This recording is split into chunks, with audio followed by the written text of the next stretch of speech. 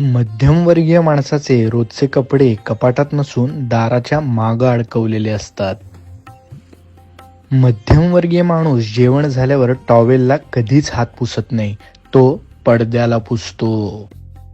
पाहुणे घरी येणार म्हटल्यावर मध्यमवर्गीय माणूस अचानक श्रीमंत होतो. हे नवीन ताटल्या कुठनं काढल्या? अरे आज पाहुणे येणार आहेत ना, त्यांच्यासाठी नवीन डिश.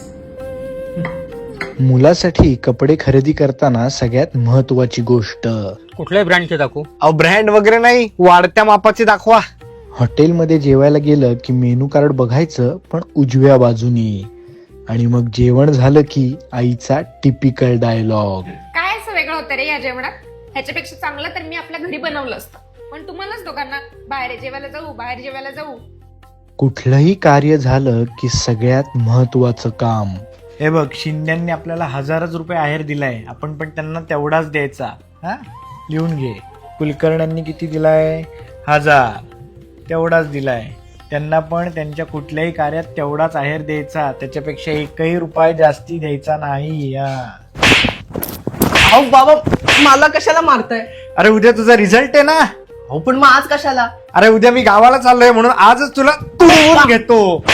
बाळा, गाडी बंद कर. का? अरे उतारावर गाडी बंद करायची, म्हणजे पेट्रोल वाचतं. बाबा मला एक सांगा, मध्यमवर्गीय म्हणजे नक्की काय हो? अरे जो इमानदारपणे कष्ट करून आपलं घर पोचतो ना, तो मध्यमवर्गीय. जो कुठलीही परिस्थिती आली तरी ऍडजस्ट करतो, तो मध्यमवर्गीय. भलं मोठं कर्ज काढून बँक बुडवत नाही, तो मध्यमवर्गीय.